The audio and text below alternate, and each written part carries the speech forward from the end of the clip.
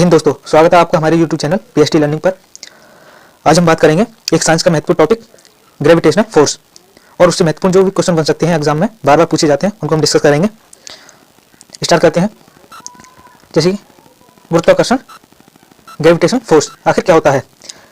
जिस बल के कारण दो वस्तुएं एक दूसरे को आकर्षित करती हैं उसे गुरुत्वाकर्षण बल कहते हैं। जब दो बॉडी क्या करती हैं, एक दूसरे को आकर्षित करती हैं, मतलब अट्रैक्ट करती हैं, उसको हम क्या कहते हैं? गुरुत्वाकर्षण बल कहते हैं। उसको क्या कहते हैं? गुरुत्वाकर्षण बल। किसी वस्तु पर पृथ्वी के गुरुत्वाकर्षण बल को उस वस्तु पर पृथ्वी का गुरुत्व बल कहा जाता है, फोर्स ऑफ ग्रेविटी। यदि पृथ्वी के कारण कोई बल लग रहा है तो उसे हम क्या कहते हैं? गुरुत्व बल कहते हैं, फोर्स ऑफ ग्रेविटी। गुरुत्वीय त्वरण, एक्सीलरेशन। देखिए, एक्सीलरेशन ड्यू टू ग्रेविटी, ये क्या होता है? त्वरण गिरती हुई वस्तु के द्रव्यमान पर निर्भर नहीं करती। देखिए, जो त्वरण होता है वो गिरती हुई जो वस्तु होती है उसके द्रव्यमान पर निर्भर नहीं करता। मतलब चाहे वस्तु कितनी भी भारी, मतलब उसका द्रव्यमान चाहे कितना भी हो, उस पर निर्भर नहीं करेगा। यह पृथ्वी के द्रव्यमान एवं केंद्र से दूरी पर निर्भर करता है। मतलब पृथ्वी के द्रव्यमान, mass of earth and centre से जो भी दूरी होगी ऑब्जेक्ट की, उस पर निर्भर करता है। वस्तु के भार पर निर्भर नहीं करेगा, वस्तु के द्रव्यमान पर निर्भर नहीं करेगा। किस पर निर्भर करता है? पृथ्वी के द्रव्यमान और केंद्र से दूरी पर। गुरुत्वीय त्वरण क्या होता है? मुक्त रूप से पृथ्वी की ओर गिरती हुई वस्तु के वेग में, जब कोई वस्तु गिरती है पृथ्वी की ओर, तो उसके वेग में जो प्रति सेकंड वृद्धि होती है, प्रति सेकंड वृद्धि जो होती है, उसको हम क्या कहते हैं? गुरुत्वीय त्वरण कहते हैं, एक्सेलरेशन कहते हैं। गुरुत्वीय त्वरण का मान पृथ्वी पर भिन्न भिन्न स्थानों पर अलग अलग होता है। देखिए, जो गुरुत्वीय त्वरण एक्सेलरेशन जो होता है पृथ्वी के अलग अलग जगह पे क्या होता है? अलग होता है। अलग क्यों होता है, इसको हम डिस्कस करते हैं। देखिए, जो हमारे पृथ्वी का जो आकार है वो एक अंडाकार है, जैसे कि दिख रहा है। अब देखिए, पृथ्वी का जो सेंटर है, मान लीजिए यहाँ ये सेंटर है। अब जो इसकी जो परिधि है, जो त्रिज्या है, वो अलग अलग है। इस पॉइंट पर अलग है, इस पॉइंट पर अलग है, यहाँ पे अलग है, यहाँ पे ज़्यादा है। तो देखिए, गुरुत्वीय त्वरण जो होता है वो पृथ्वी की केंद्र से दूरी तथा पृथ्वी के द्रव्यमान पर निर्भर करता है। तो देखिए, यहाँ पर भूमध्य रेखा पर जो होता है रेडियस ज़्यादा होती है, तो वहाँ पे क्या होगा? गुरुत्वीय त्वरण कम होगा। और जो ध्रुव होते हैं हमारे, ये जो पोल हैं, नॉर्थ पोल और साउथ पोल, यहाँ पे क्या होता है? ग्रेविटेशन फोर्स ग्रेविटी ज़्यादा होती है, गुरुत्वीय त्वरण ज़्यादा होता है। तो जहाँ रेडियस कम होगी वहाँ पर गुरुत्वीय त्वरण ज़्यादा होगा, और जहाँ रेडियस ज़्यादा होगी वहाँ पर गुरुत्वीय त्वरण कम होगा।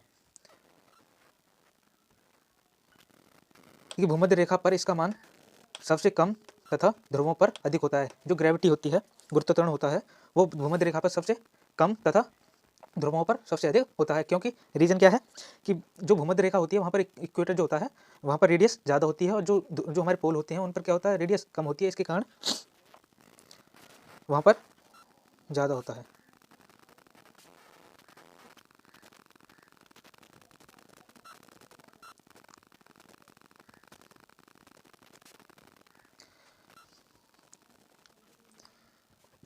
पृथ्वी का गुरुत्व बल। पृथ्वी का गुरुत्व बल वह आकर्षण बल है जिससे पृथ्वी किसी वस्तु को अपने केंद्र की ओर क्या करती है? खींचती है। जब कोई वस्तु को पृथ्वी खींचती है तो उसे हम क्या कहते हैं? गुरुत्व बल कहते हैं। इस बल के कारण जो त्वरण उत्पन्न होता है उसे गुरुत्व जनित त्वरण कहते हैं। देखिए, जब पृथ्वी किसी वस्तु को अपने केंद्र की ओर आकर्षित करती है तो उस पर क्या होता है? उसके वेग में क्या होने लगती है? वृद्धि होने लगती है। तो उसको हम क्या कहते हैं? गुरुत्व जनित त्वरण कहते हैं। और त्वरण क्या होता है? किसी वस्तु के वेग परिवर्तन की दर को हम क्या कहते हैं? त्वरण कहते हैं, rate of change of velocity.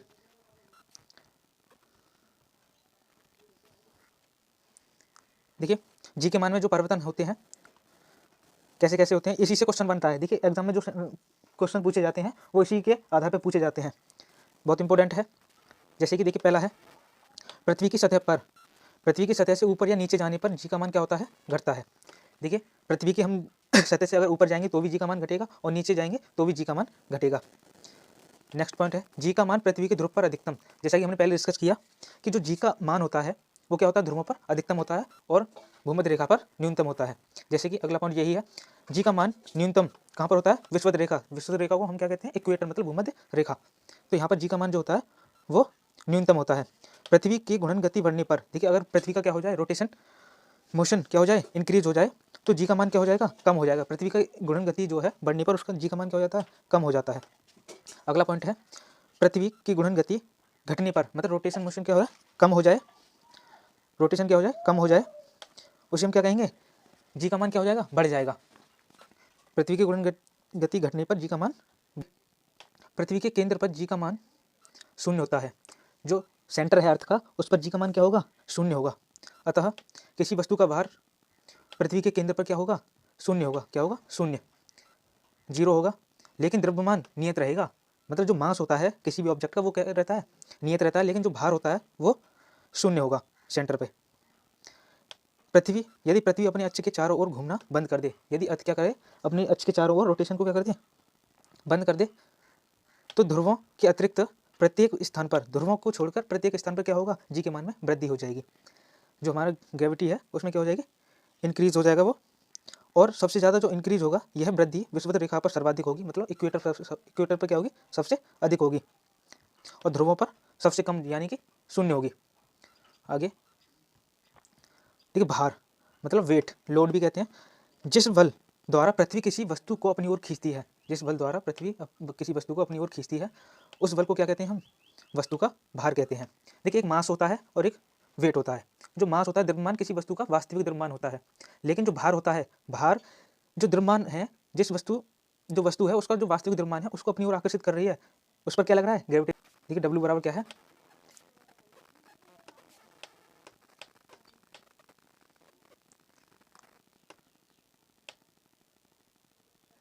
W बराबर क्या होता है, एम जी। तो जी का जो मान होता है वो, सॉरी वेट का जो मान होता है वो जी पर निर्भर करता है, लेकिन जो मास होता है हमारा स्वतंत्र रहता है, हमेशा नियत रहेगा।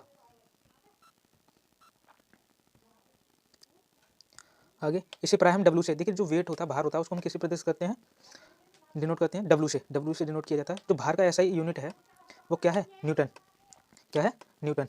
भार का ऐसा ही यूनिट क्या है, न्यूटन। तथा एक ये क्या है, सदिश राशि है, क्या है, वेक्टर क्वांटिटी है। आगे भारहीनता, देखिए भारहीनता क्या होती है, भारहीनता वह स्थिति है जब वस्तु को अपना भार नग्न प्रतीत होता है।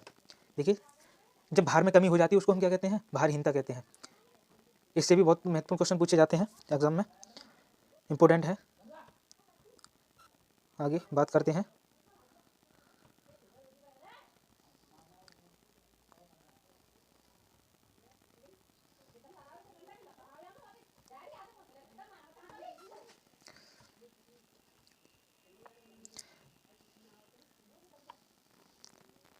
एक पृथ्वी की परिक्रमा कर रहे व्यक्ति, जो एक व्यक्ति है जो पृथ्वी की क्या कर रहा है, परिक्रमा कर रहा है, उपग्रह में भारहीनता का अनुभव करता है। देखिए ऊपर क्या नहीं है, ग्रेविटी नहीं है, जिसके कारण वहाँ क्या होता है, व्यक्ति का भार जो होता है शून्य हो जाता है, मतलब उसमें कमी आती है, वो तैरने लगता है तो उसके भार में क्या हो जाती है, कमी, भारहीनता का अनुभव करता है। कौन, जो उपग्रह में बैठा व्यक्ति है। नेक्स्ट है, लिफ्ट टूटने पर नीचे की ओर गिर रहा व्यक्ति, अगर लिफ्ट टूट जाए तो वो क्या होगा, वो पृथ्वी उस लिफ्ट को अपनी ग्रेविटी के कारण खींचेगी, जिससे उसका जो भार होगा वो कम हो जाएगा, मतलब भारहीनता की स्थिति बन जाएगी लिफ्ट टूटने से। देखिए पृथ्वी के केंद्र पर बैठा व्यक्ति, जो पृथ्वी के केंद्र पर जो बैठा है व्यक्ति, उसका भी भार क्या होगा, शून्य होगा। इसे हम पहले भी डिस्कस कर सके हैं। आगे पृथ्वी की परिक्रमा कर रहा उपग्रह पृथ्वी पर अभिकेंद्र बल लगाता है। देखिए अभिकेंद्र बल क्या होता है,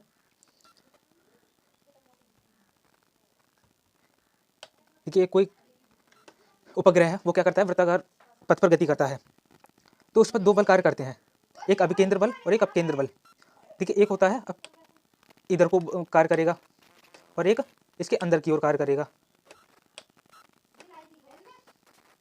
देखिए कोई भी वस्तु वृत्ताकार पथ पर जब ही गति कर सकती है जब दो क्या होते हैं, बल उस पर कार्य करते हैं। जैसे एक होता है, इसको जो बाहर की ओर कर रहा है वो क्या है, अपकेंद्रीय बल, और जो क्या है अंदर की केंद्र की ओर लग रहा है उसे अभिकेंद्रीय बल। तो पृथ्वी की परिक्रमा कर रहा उपग्रह पर पृथ्वी पर अभिकेंद्र बल लगाता है। अभिकेंद्र मतलब केंद्र की तरफ क्या होता है, सेंटर की तरफ। जैसे पृथ्वी का ये सेंटर है तो इसकी तरफ क्या लगेगा, बल लगेगा।